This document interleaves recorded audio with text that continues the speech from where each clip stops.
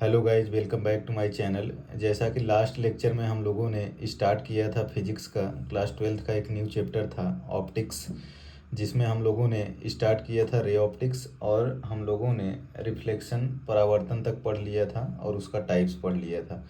तो गाइज आज के इस लेक्चर में हम लोग आगे देखेंगे, जो भी टॉपिक होगा बिल्कुल आसानी से अच्छे से समझेंगे। अगर आप थोड़ा सा इंटरेस्ट दिखाओगे तो आपको बिल्कुल अच्छा लगेगा समझने में, और ऐसा मैंने एक्सप्लेन करूँगा इसमें कि आपका डाउट सारा जो है क्लियर हो जाएगा। अगर गाइज इस चैनल पर नए हैं तो प्लीज़ चैनल को सब्सक्राइब करें, ताकि इसका नेक्स्ट पार्ट जब भी लेक्चर मैं अपलोड करूं वीडियो जो है आपके पास नोटिफिकेशन मिल सके।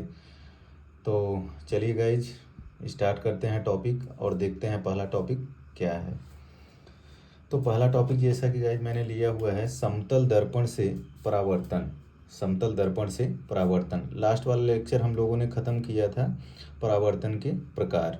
तो आज उसके आगे हम कंटिन्यू करेंगे समतल दर्पण से परावर्तन। जैसे जो समतल दर्पण होगा उससे हमारा जो रिफ्लेक्शन होगा वो क्या होगा, कैसे होगा। तो जैसा कि समतल दर्पण क्या होता है, एक प्लेन मिरर होता है और इसमें जो है हम देखेंगे उसका रिफ्लेक्शन और जो प्रतिबिंब बनेगा, इमेज बनेगा, वो कैसे बनेगा।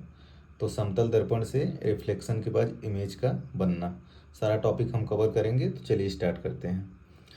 समतल दर्पण की सतह द्वारा बना प्रतिबिंब पार्श्वी प्रतिलोम लेटरल इन्वर्जन अर्थात समतल दर्पण में बनने वाला प्रतिबिंब बीम के सापेक्ष बाएं और बाएं से दाएं और दाएं से बाएं में बदलता है, लेफ्ट टू राइट और राइट टू लेफ्ट।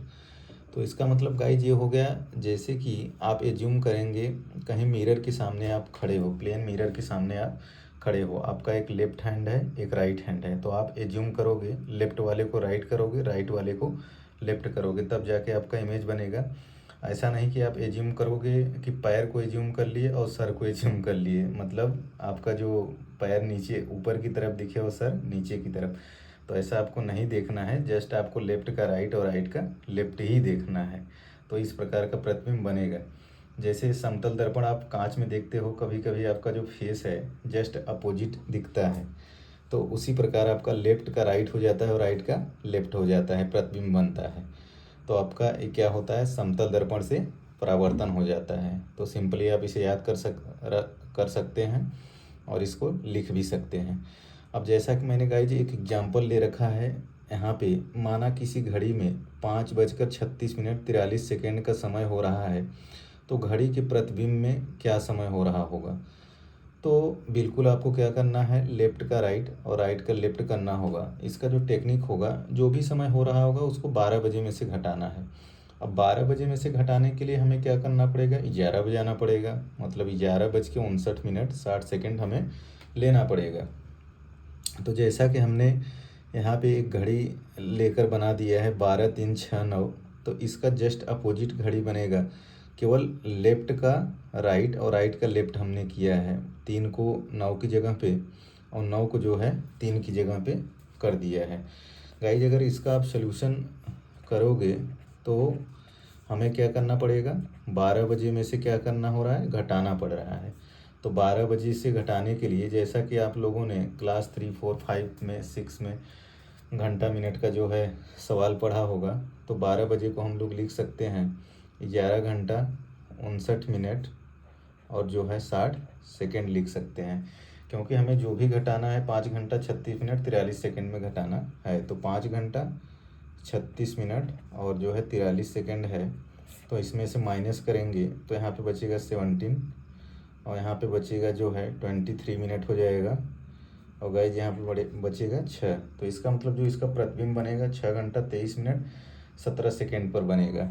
जैसे गाइज अगर एक एग्जांपल और हम लेके देख सकते हैं, जैसे मान लीजिए 5:12 मिनट हो रहा है, तो अगर इसका हम प्रतिबिंब निकालेंगे तो क्या हो जाएगा, इसको भी हम क्या करेंगे, 12 बजे से क्या करेंगे 11 बजे आएंगे, तो इसको हम क्या लिखेंगे, अगर हमारा घंटा में है और मिनट में है, घंटा में है और मिनट में है, तो इसको जस्ट हम सिंपली क्या लिख देंगे 11 घंटा 60 मिनट। तो 5 घंटा 12 मिनट क्या करेंगे, घटा देंगे। तो यहाँ पे कितना मिनट बच जाएगा 48, और यहाँ पे बचेगा 6 घंटा। तो 6 घंटा 48 मिनट में इसका जस्ट अपोजिट जो है प्रतिबिंब बनेगा। गाइस, ये मैंने टॉपिक जो तैयार किया है नीट का प्रिपरेशन कर रहे बच्चों के लिए, और IIT JEE का भी कर रहे प्रिपरेशन बच्चों के लिए, और बोर्ड के लिए, सभी के लिए इम्पोर्टेंट है। तो जैसा कि यहाँ पे मैंने एक क्वेश्चन ले रखा है JEE एडवांस का 2013 का है। जब मैंने एग्ज़ाम दिया था तो उस टाइम ये क्वेश्चन जो है आया हुआ था IIT JEE के पेपर में। तो इसका गाइज हम लोग देखेंगे कि सलूशन कैसे निकालेंगे। बहुत सिंपल है, अगर आपको थोड़ा सा वेक्टर का नॉलेज होगा तो आपके लिए बहुत ज़्यादा सिंपल होने वाला है। तो जैसा कि इसमें भी बाएं का प्रगामी का और दाएं का जो है लेके सवाल को दिया हुआ है। तो जैसे गाइस देखिए, सवाल है एक समतल दर्पण पर आपतित प्रकाश की किरण की प्रगामी जो दिशा है 1/2 आई कैप प्लस √3 जे कैप है। परावर्तन के बाद प्रगामी दिशा 1/2 आई कैप माइनस √3 जे कैप हो जाता है। तो किरण का हमें क्या ज्ञात करना है? आपतन कोण। आपतन कोण हमें ये वाला ज्ञात करना है। और जो ऑप्शन है 30 अंश है, 45 अंश है, 60 अंश है और 75 अंश। तो हमें ज्ञात करके देखना है कि हमारा आंसर क्या आएगा। तो जैसा कि एक परावर्तन के पश्चात वाला जो है इसमें दिया हुआ है वैल्यू, और एक जो है मतलब आपतित किरण के लिए दिया है, और दूसरा जो है परावर्तित किरण के लिए दिया है प्रगामी दिशा। तो जैसा कि यहाँ पे मान लेंगे guys, vector A 1/2 I cap plus √3 J cap, और डायग्राम आपको दिख रहा होगा बिल्कुल परावर्तन का। आपतित किरण आ रही है, परावर्तित होकर जा रही है, तो एक दिशा से दूसरे दिशा में जा रही है। तो इसका वेक्टर ए है, इसका वेक्टर बी है, और एक प्लेन है। प्लेन जो है परावर्तन हो रहा है प्लेन दर्पण से, समतल दर्पण से। तो यहाँ पे गाइज अब क्या करेंगे, हम लोग निकालेंगे, देखते हैं कैसे निकलेगा। तो जैसा कि मान लेते हैं किरणों के बीच का जो एंगल है उसको क्या मान लेते हैं? थीटा। किरणों के बीच का एंगल क्या मान लेते हैं? थीटा। क्योंकि जो आपतित किरण हो रही है सीधे चली जा रही है, इसको हम सीधे एज्यूम कर रहे हैं। यहाँ पे अपवर्तन की बात नहीं कर रहे हैं, जस्ट परावर्तन की ही बात कर रहे हैं। तो गाइज यहाँ पर जैसा कि आप एंगल जानते हो, दोनों क्या होता है? इक्वल होता है, आई और जे होता है। आपतन कोण होता है और परावर्तन कोण होता है। तो इसको मान लीजिए, मैं मान लेता हूँ अगर पूरा एंगल ये क्या है? फाई है। ये क्या है? फाई। फाई मान लेता हूँ। और जब ए वाला एंगल इसका निकालूंगा तो गाइज क्या हो जाएगा? 5/2 हो जाएगा। इसका मतलब अगर पूरा ए एंगल फाई है तो उसका आधा जो है 5/2 हो जाएगा। तो गाइज अब देखते हैं, vector A is equal to 1/2 है I plus √3 J cap, vector B is equal to है 1/2 आई माइनस √3 जे कैप।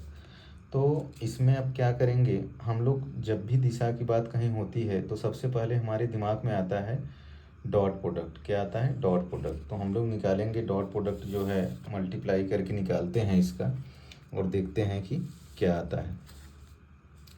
तो डॉट प्रोडक्ट करेंगे गाइस, सभी लोगों को फॉर्मूला पता होगा। ए डॉट बी का क्या हो जाता है? ए बी हो जाता है, और यहाँ पे क्या आ जाता है? कॉस थीटा आ जाता है, जैसा कि सभी लोग जानते हैं। A dot B cos theta. तो यहाँ से जैसा कि कॉस थीटा गाइज अगर आप निकालोगे तो वेक्टर ए बी का हो जाएगा, अपॉन में क्या हो जाएगा? ए बी हो जाएगा।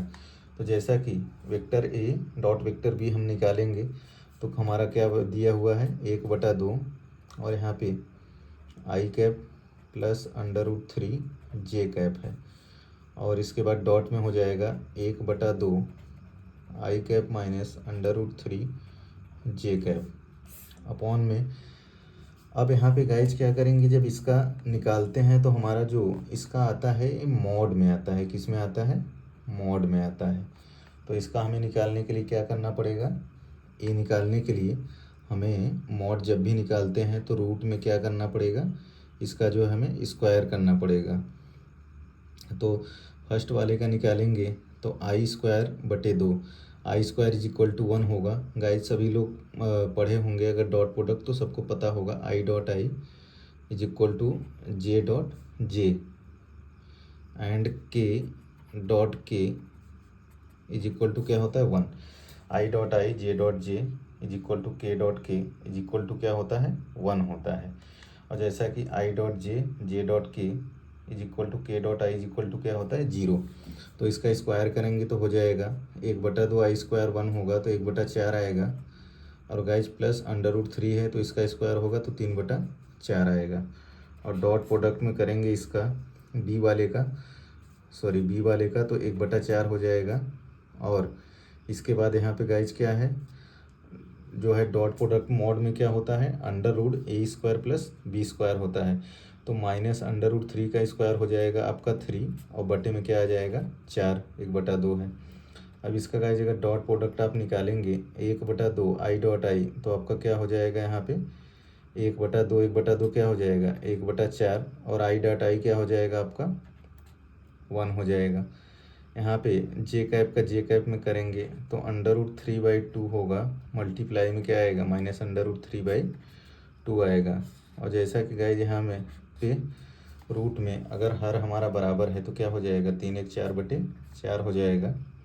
और यहाँ डॉट प्रोडक्ट है इसमें भी 3 1 4/4 हो जाएगा। तो 4 से 4 कैंसिल होगा, √1 का मान क्या होगा 1 ही होगा। क्या होगा 1 ही होगा। तो गाइज यहाँ पे 1/2 आई डॉट आई किए तो 1/4 आ गया। √3 जे कैप में करेंगे मल्टीप्लाई तो 1/4 आ जाएगा। यहाँ पे माइनस कितना हो जाएगा गाइज 3/4 और यहाँ पे 1.1 आएगा। अब यहाँ पे जैसा कि हर बराबर है फिर से 1 - 3/4 तो -2/4 होगा। तो डिवाइड करेंगे गाइज -1 कितना हो जाएगा 2 हो जाएगा, -1/2 हो जाएगा।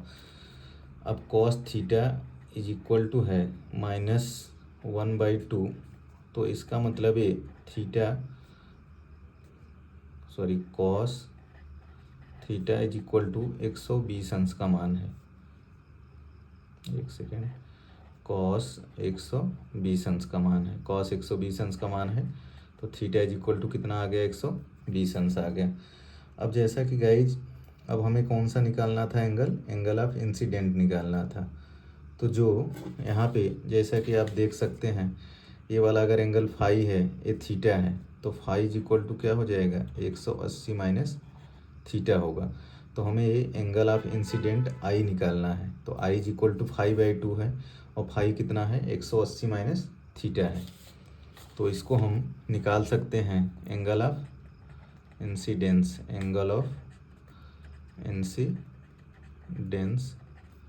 निकालेंगे आपतन कोण तो हो जाएगा आपका एंगल ऑफ इंसिडेंस हमने लिया था 5/2 या तो आई अगर आप लिखोगे तो 5/2 हम लिख सकते हैं। और 180 माइनस थीटा हमारा जो फाई था अभी 180 माइनस 120/2 अभी इज इक्वल टू 180 में से 120 घटेगा इज कितना आएगा 60 डिग्री आएगा। 60°/2 इज इक्वल टू कितना हो जाएगा 30 डिग्री। कितना हो जाएगा 30 डिग्री। इसका मतलब जो आपतन कोण आया आपका कितना आ गया वो आ गया 30 डिग्री। यहाँ पे गाइज तो आपका ऑप्शन जो आपका होगा वो कौन सा सही हो जाएगा 30 अंश। यहाँ पे गाइज इसको बिल्कुल ध्यान देंगे थीटा है तो अगर ये हम फाई निकालेंगे तो 180 माइनस थीटा हो जाएगा क्योंकि ये वाला एंगल जो है पूरा क्या है 180 तो उसमें से थीटा होगा तो 180 माइनस थीटा होगा। एंगल ऑफ इंसिडेंस अगर पूरा हमने कंसीडर किया था फाई तो आधा अगर निकालेंगे यहाँ पे हाफ निकालेंगे तो 5/2। चलिए गाइज आगे बढ़ते हैं। अब हम लोग स्टार्ट करते हैं दर्पण। क्या स्टार्ट करते हैं दर्पण। अब दर्पण में गाइज न्यू टॉपिक है दर्पण जो 2 प्रकार का होता है दर्पण, एक प्लेन मिरर होता है एक स्फेरिकल मिरर होता है। तो आज इस लेक्चर में हम लोग पढ़ेंगे प्लेन मिरर, बिल्कुल अच्छे से पढ़ेंगे और अच्छे से समझेंगे उसमें क्या क्या होता है। तो जैसे कि सबसे पहले चलिए जानते हैं कि हमारा मिरर क्या होता है, दर्पण क्या होता है। तो वह चिकनी तथा पॉलिश की गई सतह जिसमें प्रकाश का परावर्तन संभव है दर्पण कहलाता है। फॉर एग्जाम्पल जैसे आप दर्पण में अपना जो है फेस देखते हो, अपना थोपड़ा देखते हो तो वो अच्छे से दिखाई देता है तो आप उसको समझ सकते हो क्या होता है, एक प्रकार का दर्पण होता है। जैसा कि पीछे क्या होता है पॉलिश किया होता है और आगे जो है चिकनी सतह होती है जहाँ हम अपना फेस देखते हैं तो उसमें से दिखाई देता है। लेकिन जो दर्पण होता है वो दो प्रकार का होता है, एक प्लेन मिरर होता है, एक स्फेरिकल मिरर होता है, गोली दर्पण। तो जो समतल दर्पण होता है इसमें वह दर्पण जिसका क्या होता है, रिफ्लेक्टर होता है। एक इसमें क्या होता है, रिफ्लेक्टर। एक पॉलिश किया हुआ भाग होता है, एक क्या होता है हमारा, रिफ्लेक्टर। बिल्कुल प्लेन होता है, क्या हो जाता है हमारा समतल दर्पण। अब गोली दर्पण की बात अगर गाइज करते हैं, गोला ले लो, उसको चाकू से कट कर दो तो सीधा आपको पता चल जाएगा कि इसमें दो पार्ट हैं और आप समझ जाओगे। तो गोली दर्पण क्या होगा, वह दर्पण जिसका परावर्तक पृष्ठ क्या होना चाहिए, वक्री होना चाहिए, गोली होना चाहिए, चक्री होना चाहिए, मतलब गोला होना चाहिए। ये आपका क्या हो गया, गोली पृष्ठ। अब इसको जो है हम काट लेते हैं आधा आधा, तो इसमें से दो पार्ट निकल के आता है, एक अवतल दर्पण, दूसरा उत्तल दर्पण। जैसा कि आपने 9th-10th में पढ़ रखा है ऑलरेडी। अवतल दर्पण जो होता है कॉनकेव मिरर, उत्तल दर्पण जो होता है आपका कॉन्वेक्स मिरर होता है। तो गाइस थोड़ा सा देख लेते हैं इसमें, इसका जस्ट डेफिनेशन देखेंगे। तो जो हमारा अवतल दर्पण होता है इसमें जो रिफ्लेक्टर होता है वो अंदर की तरफ होता है, मतलब जो दबा हुआ भाग होता है स्लाइस करने के बाद इसको अंदर की तरफ होता है, वो हमारा क्या होता है, कॉनकेव। जैसा कि आप देख सकते हैं जो पॉलिश किया हुआ है बाहर की तरफ किया है, और अंदर का जो भाग है वो हमारा क्या है, रिफ्लेक्टर है। वह गोली दर्पण जिसका परावर्तक पृष्ठ अंदर की ओर वक्रित हो, दबा हुआ हो, आपका क्या हो जाता है, अवतल दर्पण हो जाता है। उत्तल दर्पण कॉन्वेक्स, जो वह दर्पण जिसका परावर्तक पृष्ठ रिफ्लेक्टर क्या होता है, उभरा हुआ भाग, मतलब ऊपर की भाग, ऊपर की तरफ जो होता है रिफ्लेक्टर, वो हमारा क्या हो जाता है, कॉन्वेक्स मिरर हो जाता है। जबकि इसमें पॉलिश जो किया जाता है वो अंदर की तरफ किया जाता है। कहाँ किया जाता है, अंदर की तरफ किया जाता है। तो आपको पता चल गया अवतल दर्पण और उत्तल दर्पण। तो दो चीज़ आप बिल्कुल दिमाग में इसको बैठा लीजिए और आप कभी भूलेंगे नहीं। अवतल दर्पण अंदर की तरफ दबा हुआ भाग होता है, उत्तल दर्पण बाहर की तरफ दबा हुआ भाग होता है। अवतल दर्पण में जो पॉलिश किया होता है वो ऊपर की तरफ, और उत्तल दर्पण में अंदर की तरफ जो है पॉलिश किया हुआ होता है। तो गाइस अब चलिए आगे देखते हैं जो है क्या टॉपिक है। तो सबसे पहले हम इसमें स्टार्ट करते हैं गाइस समतल दर्पण। समतल दर्पण की आज हम पूरा बात करने वाले हैं इस लेक्चर में, बिल्कुल आराम से सीखेंगे, पूरा एंजॉय करते हुए, और फिजिक्स को बिल्कुल एंजॉय की तरह लेंगे और इमेजिनेशन करेंगे, क्योंकि हमारा फिजिक्स जितना अच्छे से इमेजिनेशन पावर आपकी अच्छी होगी उतने अच्छे से आप चीज़ों को समझ पाओगे। तो जैसा कि पहला टॉपिक है गाइस जिसमें समतल दर्पण से प्रतिबिंब का निर्माण। अब हम समतल दर्पण से देखेंगे जो हमारा इमेज बनता है उसका निर्माण कैसे होता है। जैसे मान लीजिए आप किसी इंसान को देखते हो तो प्रतिबिंब जस्ट उल्टा बनता है और आपके आँखों में बन जाता है। किसी वस्तु को आप देखते हो तो उसका प्रतिबिंब आपके आँखों में बनता है तो आप उसको देख पाते हो। तो उसी चीज़ को हम लोग अब देखेंगे कि प्रतिबिंब कैसे बनेगा। तो जब दो या दो से अधिक प्रकाश किरणें एक दूसरे को काटती हैं अथवा काटती हुई प्रतीत होती हैं तब प्रतिबिंब का निर्माण होता है। इसका मतलब आप गाइस समझे, जब दो या दो से अधिक प्रकाश किरणें एक दूसरे को काटती हैं अथवा काटती हुई प्रतीत होती हैं तब प्रतिबिंब का निर्माण होता है।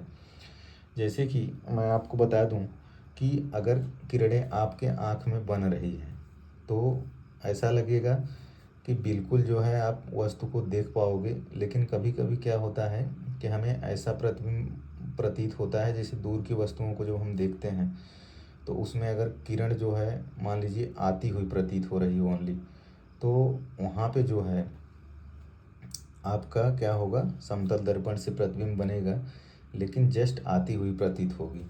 तो गाइस इसमें दो कंडीशन होती है, यदि किरणें काट रही हैं, यदि किरणें एक दूसरे को काट रही हैं तो हमारा हो जाएगा वास्तविक, मतलब रियल इमेज बन रहा है। यदि किरणें आती हुई प्रतीत हो रही हैं तो हमारा क्या होगा, वो आभासी वर्चुअल इमेज। मतलब जस्ट आप सोच सकते हो कि किसी चीज़ को हम देख रहे हैं तो वास्तविक में देख रहे हैं, लेकिन अगर किसी चीज़ को हम इमेजिनेशन कर रहे हैं तो हमारा क्या हो जाता है, आभासी हो जाता है। जैसे यहाँ पे मैंने डायग्राम बना के दिखाया है गाइज कि कोई एक वस्तु है, ऑब्जेक्ट है, इसमें से किरणें जो है निकल रही हैं तो क्या है हमारा रियल, तो क्या है हमारा रियल। और यहाँ भी कोई एक वस्तु है गाइज, इस पर किरणें आ रही हैं और दूसरी तरफ मुड़ जा रही हैं जिससे हम वस्तु को देख पा रहे हैं। इसका मतलब जो हमारा प्रतिबिंब बन रहा है वास्तविक बन रहा है। और जो वास्तविक प्रतिबिंब होता है गाइज, उसमें कैसी किरणें होती हैं, किस प्रकार की, अपसारी, डाइवर्जिंग रेज, इंग्लिश में बोलेंगे डाइवर्जिंग रेज, जो कि इंग्लिश के हमारे चोचले हैं उसको हम क्या बोलेंगे, डाइवर्जिंग रेज। और वास्तविक क्या होता है, कौन सी किरणें, अपसारी। तो गाइज अब देखते हैं दूसरा जो है हमारा आभासी प्रतिबिंब कब बनता है। जैसे ये कोई वस्तु रखी है, इस पर किरणें केवल आती हुई प्रतीत हो रही हैं, ना कि इस पर पड़ रही हैं, तो हमारा क्या बनेगा, ये वास्तविक प्रतिबिंब बनेगा। इसको हम लोग बोलते हैं अभिसारी किरणें। ये क्वेश्चन जो है 1 नंबर में कभी कभी पॉलिटेक्निक की एग्ज़ाम में, या जो है पहले तो नीट की एग्ज़ाम में भी आता था, और जब 2003, 4, 5 में पेपर होते थे जो है IIT JEE के, तो उसमें भी आ जाते थे 1-1 नंबर में। लेकिन अब जो है उतना चांसेस नहीं होते हैं, और बोर्ड में तो 1 नंबर में आता ही है। अभिसारी किरणें, कन्वर्जिंग रे, इसको क्या बोलेंगे, कन्वर्जिंग रे बोलेंगे। तो गाइस इसको बिल्कुल ध्यान देंगे। अब आगे हम लोग देखते हैं, आ जाते हैं मेन टॉपिक पर, कि हमारा जो प्रतिबिंब होता है वो कैसे बनता है। प्रतिबिंब जो होता है वो कैसे बनता है। जब दर्पण किसी वस्तु को वस्तु जैसा दिखाए तो उसे क्या कहते हैं, प्रतिबिंब कहते हैं। जैसे मान लीजिए गाइज, अगर आप यूज कर रहे हो दर्पण अपना फेस देखने के लिए, तो आप वस्तु को जैसे अपने फेस को जैसे देखना चाहते हो उसी टाइप से वो दिखा रहा है, उसी टाइप से आपको दिखा रहा है। अब मान लीजिए आप जैसे एक पेन को लेके दर्पण के सामने करोगे, तो इस वस्तु को एक तरह से क्या है, ये वस्तु है, इसे आप देखना चाहते हो दर्पण में, तो आपको ये बिल्कुल दिखाएगा। तो इसका मतलब जो प्रतिबिंब किरणें इस पर पड़ रही हैं, प्रकाश मतलब बल्ब से आ रहा है, चाहे जो भी आ रहा है, सूर्य की रोशनी से आ रहा है, तो ये वस्तु हमें जो है दिखाई दे रही है। तो गाइज यहाँ पे जैसा कि मैंने बना दिया है वास्तविक प्रतिबिंब, मतलब कुल मिला के इसमें किरणें वस्तु पर आ रही हैं, जबकि आभासी पर क्या होता है कि किरणें जो है आती हुई प्रतीत हों, या तो उससे दूर जाती हुई प्रतीत हों। तो यहाँ पे क्या होता है, दूर जाती हुई प्रतीत हो रही है। तो हमारा ये वास्तविक है गाइज, ये आभासी है। और जो वास्तविक होता है ये पॉजिटिव होता है, आभासी जो होता है नेगेटिव होता है। अब आप बोलोगे सर कि ये आपने जो है पॉजिटिव और नेगेटिव क्या लिख दिए, तो गाइज ये हमने जो लिखा है इसमें क्या लिखा है, दूरी। एक हमारी जो दूरी होती है उसको हमने जो है वास्तविक में पॉजिटिव लेते हैं, आभासी में जो है नेगेटिव लेते हैं। जैसे जो किरणें हमारे पास आती हैं वो वास्तविक में आ रही हैं, हमें वस्तुएं वास्तविक में दिखाई दे रही हैं, तो इसका मतलब जो डिस्टेंस हमारा बनेगा वो क्या होगा, वास्तविक होगा, और उसमें क्या होगा, पॉजिटिव होगा। जैसा कि आपको मैं एक चीज़ जो है एग्जाम्पल लेके बताता हूँ। जैसा कि मैंने यहाँ पे नीचे मेंशन कर रखा है, एग्जाम्पल मैंने लिया है। जैसे कि एक किरण आती हुई प्रतीत हो रही है 52 डिग्री एंगल पर, और फिर यहाँ से क्या हो रहा है, इस पर जो है प्लेन पे पड़ रही है और फिर इधर मुड़ जा रही है 52 डिग्री पर। तो इसका मतलब यहाँ पे जो आई वाला एंगल है मतलब आपतित का एंगल है, और जो है परावर्तन जो है एंगल, आपतन और जो है आपतित किरण होती है और परावर्तित किरण होती है, तो दोनों एंगल जो है हमारा आपतन कोण और परावर्तन कोण क्या है, दोनों सेम है। यहाँ पे क्या है, सेम। और यहाँ पे जैसे कि गाइस दूसरा कंडीशन है, मान लीजिए अभिलंब पर ही सीधा किरण आ रही है, क्या आ रही है, सीधा किरण आ रही। यहाँ पे होता है 90 अंश होता है, ये हमारा होता है जो अभिलंब होता है। तो आपसे अगर यहाँ पे पूछा जाएगा कि बताओ बच्चों यहाँ पे जो है आपतन कोण परावर्तन कोण क्या है, तो सीधा आपके दिमाग में सीधा सीधा आ जाएगा सर कि यहाँ पे जो है 0 डिग्री पर हमारी जो है आपतित किरण आ रही है और परावर्तन भी 0 डिग्री पर हो रहा है, तो आप 0 डिग्री बोल दोगे तुरंत। तो गाइज यहाँ पे अब देखते हैं हमने दूरी को क्या लिया, पॉजिटिव और नेगेटिव, साइन कन्वेंशन रूल। तो जैसा कि वी हमने क्या लिया, पॉजिटिव लिया, और आभासी में जो वी होता है वो क्या होता है, नेगेटिव होता है। यू जो होता है वास्तविक में वस्तु की दूरी पॉजिटिव होगी। क्यों पॉजिटिव होगी, क्योंकि वस्तु और हमारी दूरी जिसको हम देख रहे हैं वो क्या है, निश्चित है, जबकि आभासी में निश्चित नहीं है, तो क्या होगा, माइनस में होगा। अब गाइज देखते हैं यहाँ से समतल दर्पण से प्रतिबिंब का बनना, जो वहाँ पे हम देखे थे वही चीज़ को हम डायग्राम से अब देखेंगे। अभी तो हमने देख लिया कि जब दो या दो से अधिक प्रकाश किरण एक दूसरे को काटती हुई होती हैं या तो आती हुई प्रतीत होती हैं तो हमारा प्रतिबिंब कहलाता है। अब यहाँ पे गाइज एक हमने समतल दर्पण ये वाला ले लिया है, समतल दर्पण हमने ले लिया है। यहाँ पे एक वस्तु है, क्या है, वस्तु है। वस्तु से यहाँ से एक किरण जो है निकल रही है और इसके बाद एक किरण निकल रही है, ये आपतित हो रही है और यहाँ से जो है परावर्तित हो जा रही है। क्या हो जा रहा है? परावर्तित।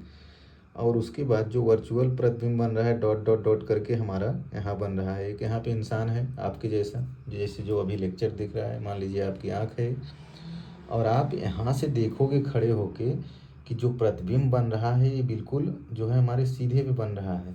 ये जो दोनों किरणें आ रही हैं ये आँख पर एक दूसरे से जो है दूर जा रही हैं। ऐसा नहीं हो सकता है कि ये किरणें यहाँ से पास आएंगी, और जबकि अपन आपको इस आँख से दिखाई देगा कि ये वाला जो है इमेज यहाँ से आभासी जो है बन रहा है। तो इसका मतलब परावर्तित किरणों का जो कटान बिंदु है उसको भी हम क्या बोल सकते हैं? प्रतिबिंब बोल सकते हैं। और इमेज क्या होता है गाइस? जो प्रकाश किरणें काटती हुई प्रतीत होंगी। यहाँ पे मैंने लिख दिया है कटान बिंदु, काटती हुई प्रतीत होंगी, वहाँ पर आपका इमेज बनेगा। और जो वस्तु से और हाँ वस्तु के बीच की दूरी जो होती है यू होती है, और जो आपका यहाँ से प्रतिबिंब की दूरी जो है यहाँ से एम से पॉइंट से जो है आपतन बिंदु से, वो क्या है? वी है। क्या है? वी है। अब गाइस जैसा कि इसमें हम क्या करेंगे, अगर ये वाला हमारा एंगल जो है क्या है? ये वाला तो पहले क्या है? थीटा है। अगर ये वाला थीटा है तो ये वाला भी क्या होगा? थीटा होगा। ये वाला थीटा है तो ये वाला थीटा, ये वाला थीटा, तो यहाँ पे दोनों थीटा। अगर ये 90 डिग्री एंगल है, ये थीटा है तो 90 माइनस थीटा। अगर ये थीटा है गाइस, ये 90 है तो 90 में से हम थीटा को माइनस करेंगे तभी ये वाला आएगा। ठीक, तो इसमें हम देखना चाहते हैं, इसका नामकरण कर देते हैं। ओ रख दिए, इसको एम रख दिए, इसको आई रख दिए, इसको एन रख दिए, नॉर्मल। तो अब देखना चाहते हैं इसमें कि दोनों हमारी जो है दूरियां बराबर हैं कि नहीं। तो गाइस त्रिभुज ओ एम एन एंड त्रिभुज आई एम एन में ओ एम एन हमारा कहाँ है? ओ है, एम है, एन है। तो इसमें और आई एम एन में त्रिभुज आई, आपका जो आई है एम है और एन है, दोनों क्या हैं? दोनों में कोण बराबर है। जैसा कि आप देख सकते हो 90 minus theta theta 90, 90 minus theta theta. और एम एन भुजा जो है आपकी कॉमन है, एम और एन दोनों में। इसके लिए भी गाइज अगर इधर से त्रिभुज ले रहे हो कॉमन है, इसके लिए ले रहे हो तो ये भी एम एन जो है कॉमन है। तो दोनों त्रिभुज क्या होंगे गाइज? सर्वांगसम होंगे। सर्वांगसम का मतलब क्या होता है? जिसमें भुजाएं क्या हों? समान हों। तो इसका मतलब O M is equal to क्या है? M I. O M is equal to M I, U is equal to V. आपको एक चीज़ पता चला कि समतल दर्पण में जो भी वस्तु से दूरी होती है आपतन बिंदु से और प्रतिबिंब से जो दूरी होती है वो दोनों क्या होती है? बराबर होती है। कभी कभी 1 मार्क्स में क्वेश्चन जो है पूछा जाता है और कंपटीशन में भी आ जाता है। तो गाइस जैसा कि हम लोग अब समझ लिए प्रतिबिंब, अब आगे बढ़ते हैं। अगला टॉपिक हम लोग लेते हैं। अगला टॉपिक हम लोग लेते हैं इसमें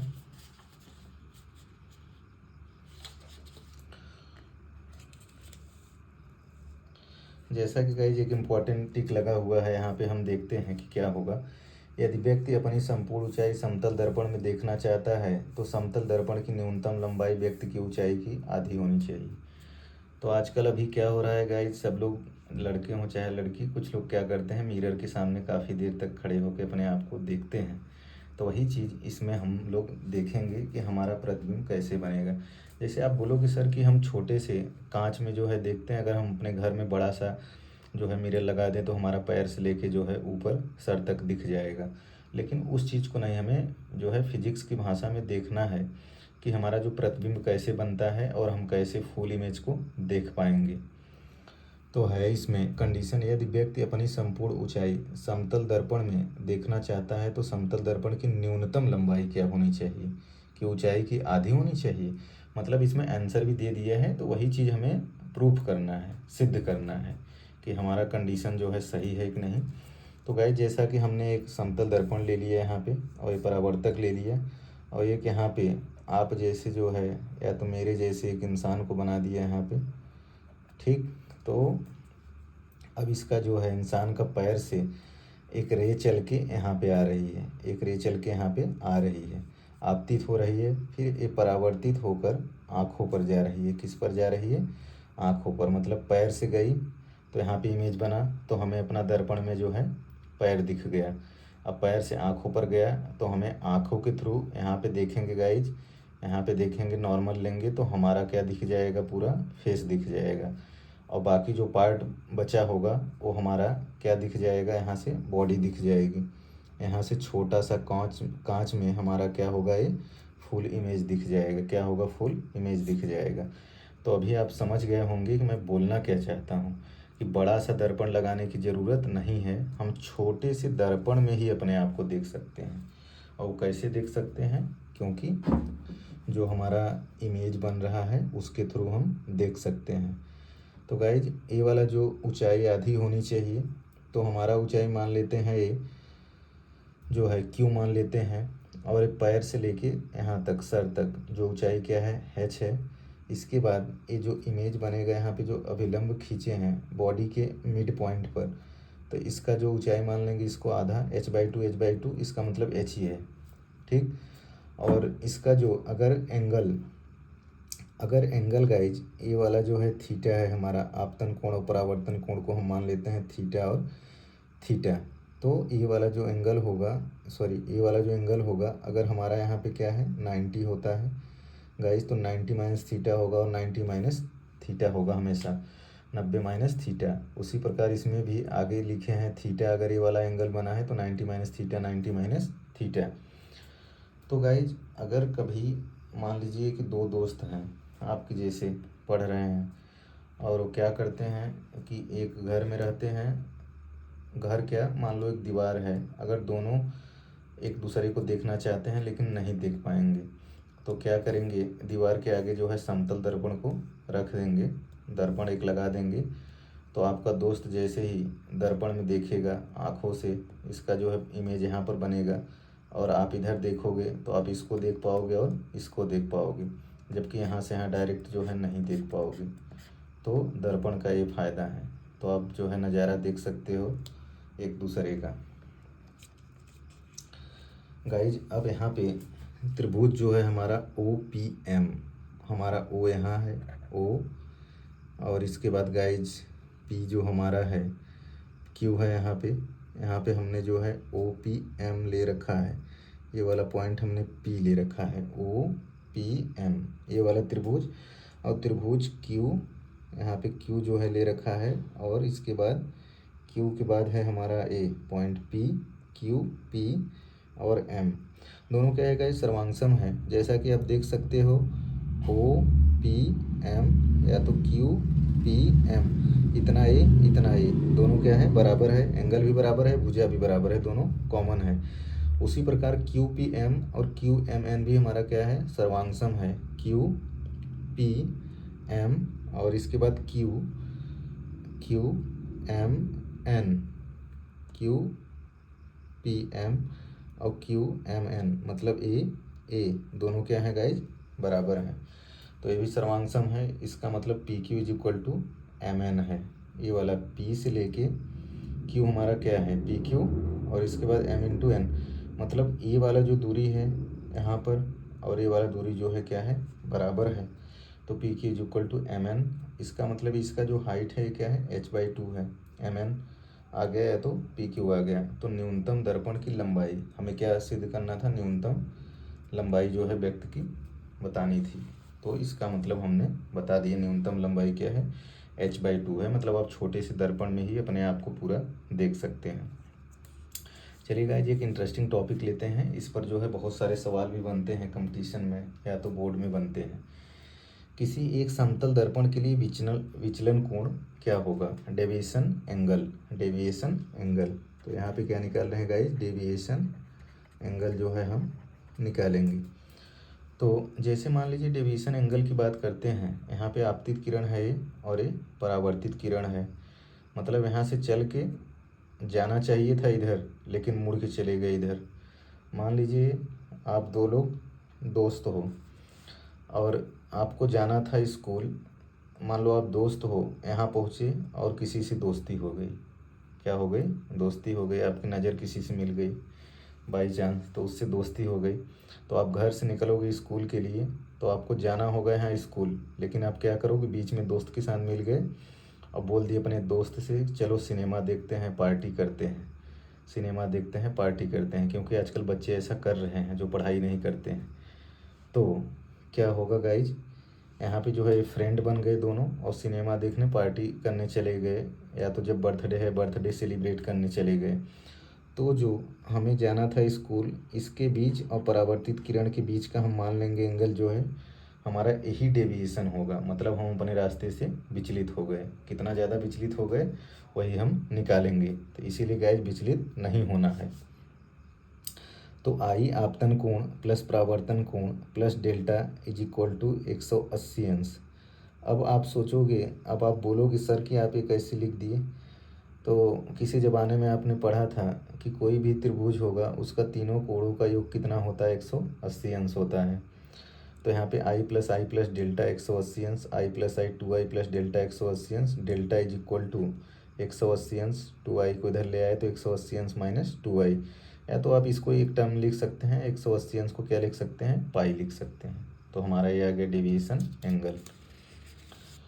आगे गाइज देखते हैं, अब अगला टॉपिक है हमारा कि कंडीशन है कि जब दो समतल दर्पण थीटा कोण पर झुके हुए हों तो दोनों दर्पणों के संयोजन से कुल विचलन डेविएशन एंगल। ये काफ़ी इम्पोर्टेंट टॉपिक है और ये जो है एग्जाम में इसी से ही क्वेश्चन बनते हैं। तो गाइस देखिए, यहाँ पे दो समतल दर्पण की बात की गई है, तो हमने दो समतल दर्पण ले लिया, एक M1 और एक M2 ले लिया। अब इसमें बोला है कि दोनों किस पर झुके हों, थीटा कोण पे, तो हमने थीटा कोण पे झुका दिया इसको। और दोनों दर्पणों के संयोजन से कुल विचलन, जैसे आप दो दोस्त हो, कभी क्या करो कि जो है दोनों फाइट कर रहे हो, तो मान लो कि उसके बीच का हमें डेविएशन एंगल निकालना है। क्या निकालना है, डेविएशन एंगल। तो अगर ए वाला कोण थीटा है तो यहाँ से पहले हम क्या करेंगे, ए रे जो ले रहे हैं यहाँ पे उसको दिखाएंगे कि एक रे जो है चल के M2 पर आ रही है, M1 से लेके आपतित हो रही है, इसके बाद परावर्तित होके इधर चली जा रही है, और यहाँ पर भी इधर से जाके परावर्तित होके चली जा रही है। और ये हमने अभिलंब खींच दिया, ये वाला आपतन कोण परावर्तन कोण ले लिया गाइज। यहाँ पे हमने अल्फा अल्फा मान लिया, क्या मान लिया, अल्फा अल्फा मान लिया। अब जैसा कि इसमें जो है गाइज, इसका मान लीजिए डेल्टा 1 है और इसका क्या है, डेल्टा 2 है। तो M1 में लिखेंगे delta 1 180 minus 2i, 180 minus 2i, मतलब तीनों एंगल जैसा कि हमने जो है अभी लिखा है ना गाइज, एक जो है डेल्टा के लिए 180 माइनस 2i लिखा है, ठीक, एक डेल्टा निकाला है। तो सेम यहाँ पे एक समतल दर्पण के लिए बात हो रही है, तो यहाँ पे एक समतल दर्पण के लिए लिखेंगे तो delta 1 is equal to 180 minus 2i, और डेल्टा 2 जो है इसमें हमने क्या लिया है गाइज, अल्फा, तो 180 माइनस 2 अल्फा। तो टोटल इसका निकालेंगे डेल्टा 1 प्लस डेल्टा 2।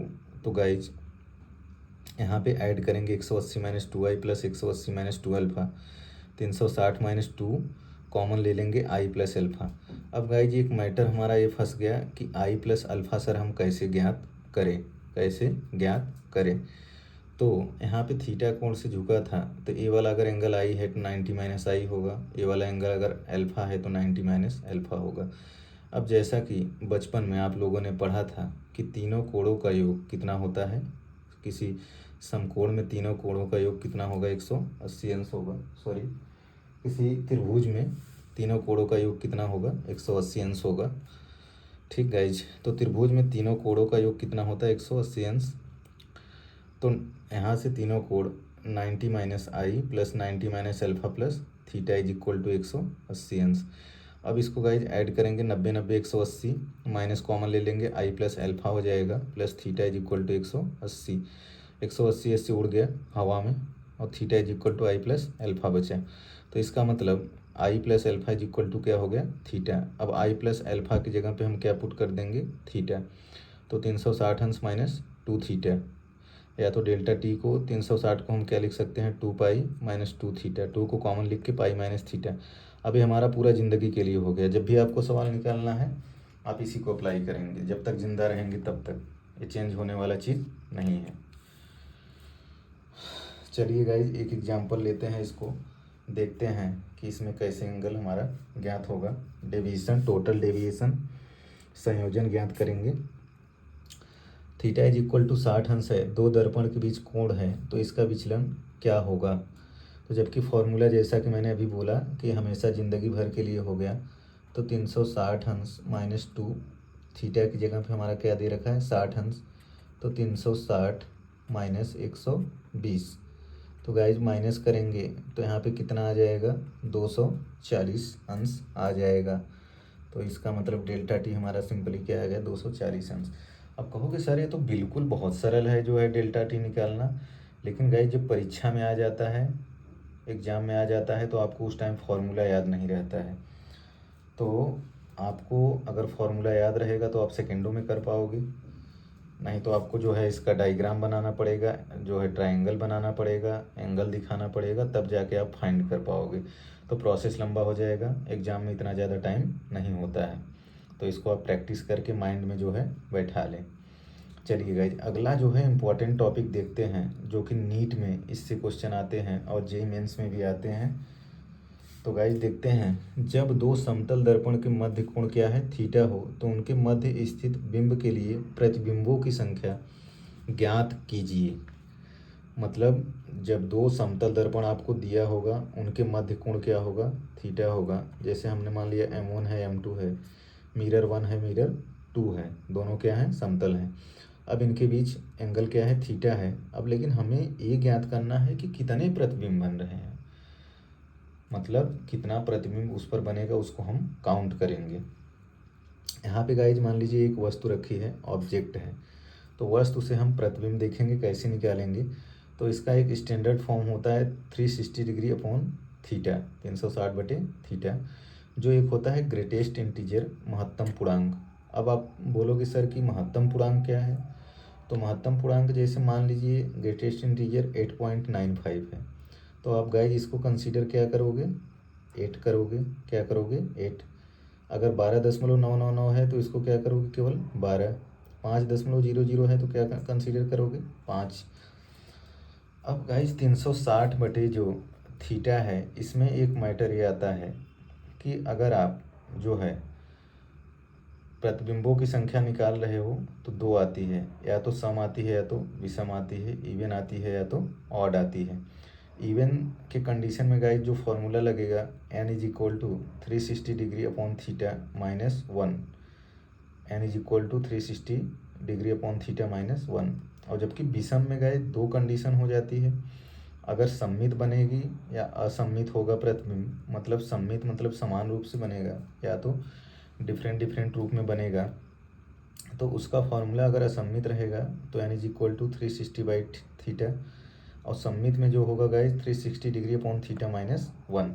अभी हम आगे उदाहरण लेंगे तो आपको बिल्कुल जो है समझ में आ जाएगा, जैसे ही एग्जाम्पल लेंगे बिल्कुल आपको समझ में आ जाएगा ये टॉपिक।